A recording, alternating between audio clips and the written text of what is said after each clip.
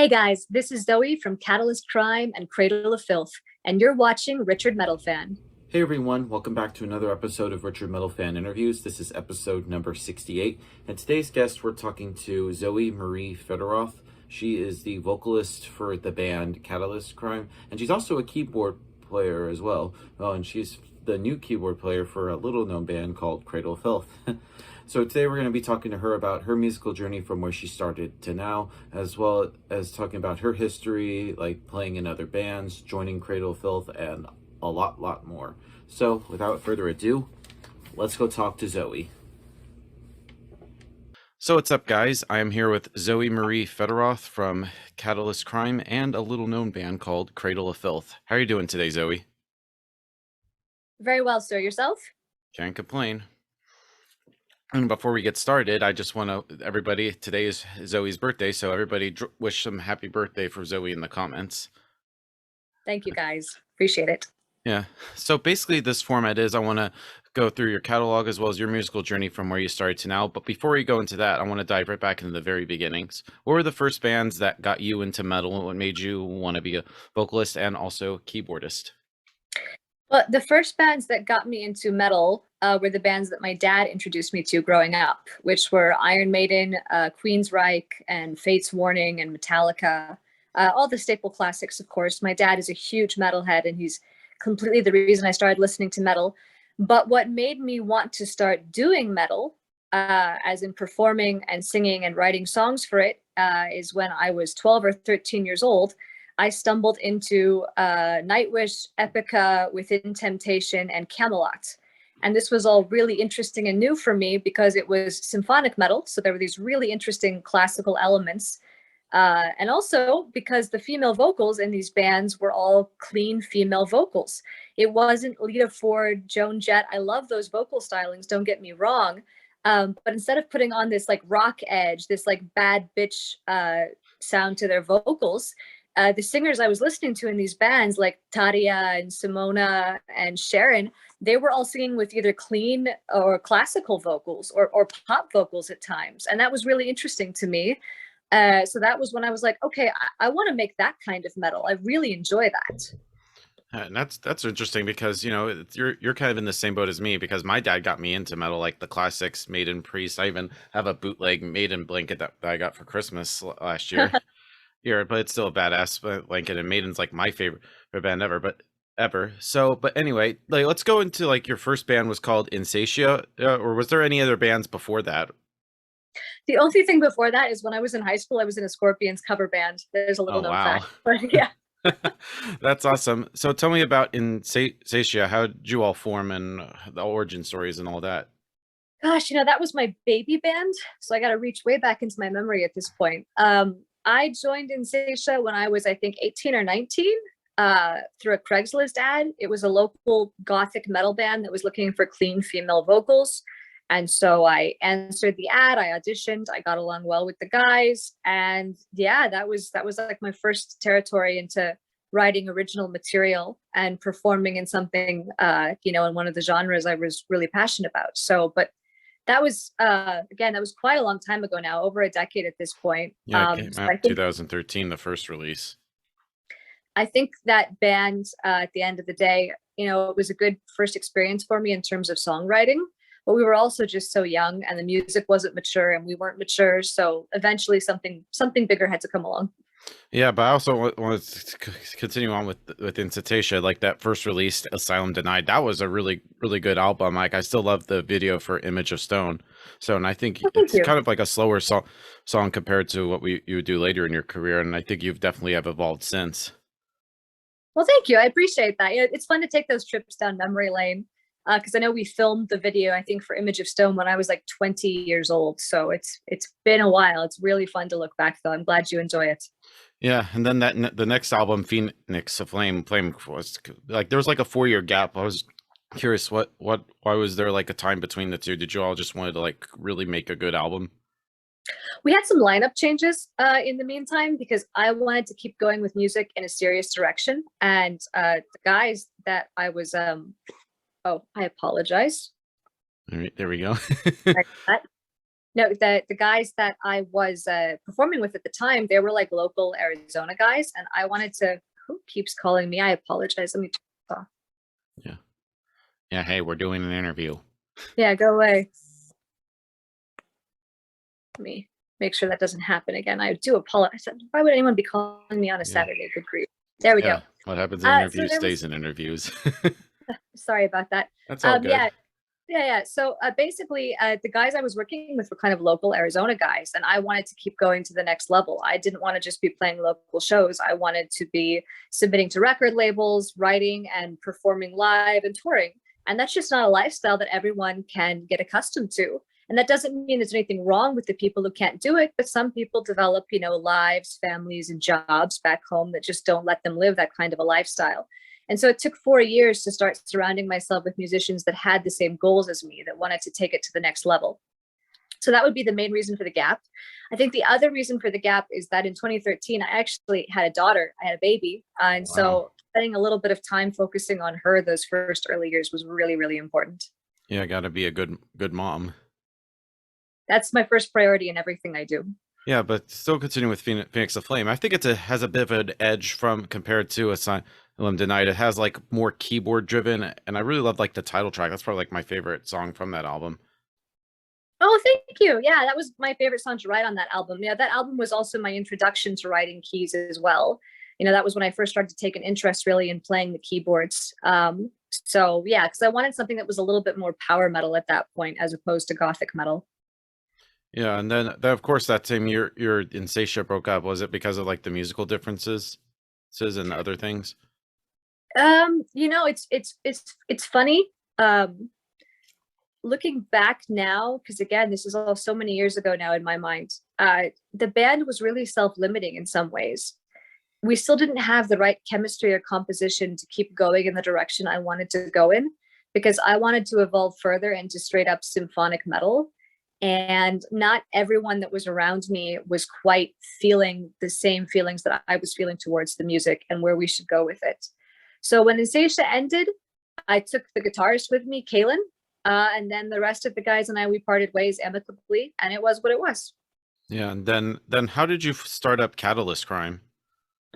So right at the same time that Insatia broke up, Diana van Giersbergen left Sandria. And I had actually played many shows with Sandria in the past. I'd become really good friends with their drummer, Garrett Lamb. He's still one of my best friends to this day, thank goodness. And so we were both talking like, yeah, we just had two bands essentially split up. Why don't we do a project together of some sort? And it quickly evolved from just a project into a full-fledged band because we got really, really excited about the music that we were writing, especially after we added Jonah Weingarten from Pyramaze, because he started composing these really cool symphonic elements, just took it to the next level. And like I said, we got excited about the music and we're like, all right, this is a new band then. All right. And then what was the timeline leading up to the self-titled album? Because there was like a 4-year gap between when you formed to when the album came out last year. Or did you just wanted to just really just hone your craft with Catalyst Crime? In this case, it was completely the pandemic. We actually had the first album completely recorded and ready to go, and then the pandemic hit. So we decided to wait a little bit for the world to calm down. We had booked a tour, actually, that would have coincided with the album release. That was unfortunately also postponed. But at the time, our thought process was we wanted to wait to release the album until we could tour with it. So a year later, we are finally going to tour with it. That postponed tour with Leaves Eyes and Temperance has been rescheduled for this fall. But again, completely due to the pandemic. That's why it took such a while to get it out. Oh, wow. And with Catalyst Crime, did you want to try to do something different compared to Insatia? Very. Oh, yeah. The two big differences I feel, besides, just maturing as a songwriter, is that I wanted Catalyst to be way more symphonic metal, first of all, not just keyboard driven power metal, but symphonic metal, like epic cinematic orchestral stuff, which Jonah is just fantastic at.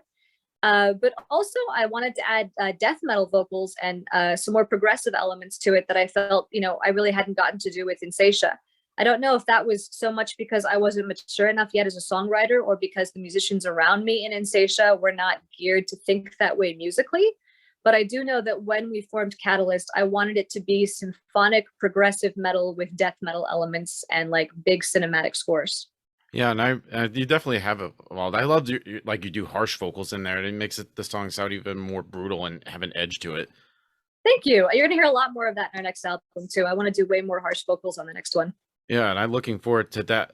And I also love the song "Cognitive Chaos," which features Jake E. How did you end up hooking up with him to do a song? Cognitive dissonance. Jake E. So our keyboardist Jonah had done the keyboards for Jake's band Syra's latest album. And so they were already really good friends. And I needed a particular type of tenor voice for cognitive dissonance. And so when we were brainstorming about the best possible vocalist to invite for that duet, Jonah was instantly like, well, it should be Jake. Jake would be perfect for this.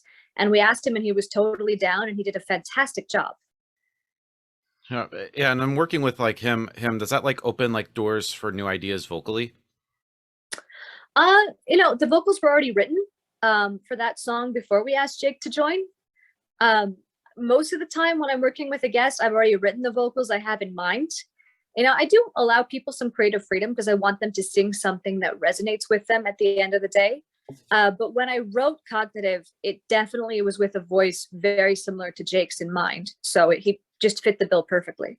All right. And as a vocalist, do you need to hear music in order to come up with lyrics, or do you usually have like a lyrical concept in mind and that can help determine the outcome of the music itself? It's funny. Most of the time, not all the time, but most of the time, my songs kind of come to me with melodies and lyrics at the same time. I don't know why. They just kind of come together and they fit the way they're supposed to, and it just works. All right. And do you tend to leave lyrics open to interpretation, or you try to engage the listener into what the songs are about?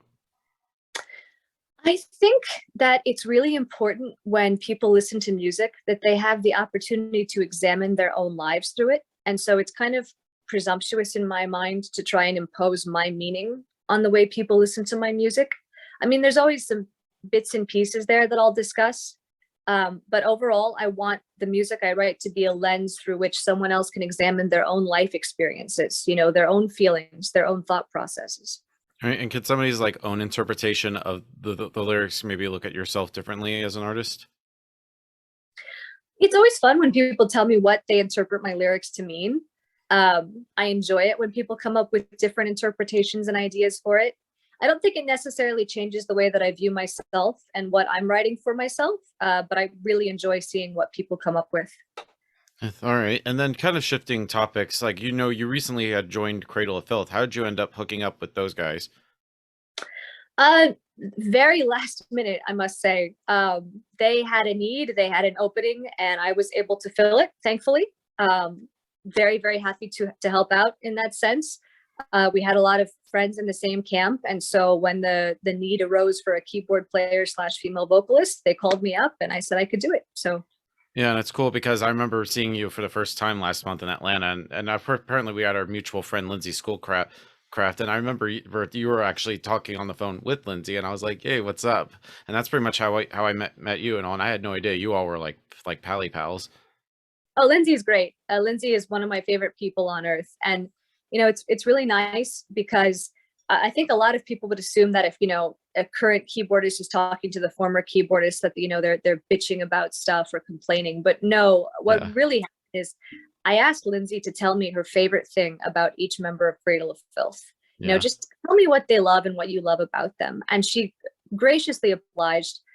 She told me, this person in the band, he is so good at writing these particular parts and stuff. And this person is like the driving force behind the strong structuring. And so I really got to go in with her appreciation for those guys as well. And that was absolutely a fantastic gift. Yeah, and I love Lindsay. I've actually interviewed her a while back, and she's awesome. She's pretty much like the big sister I never had, and I've She's definitely great. I keep in touch with her regularly.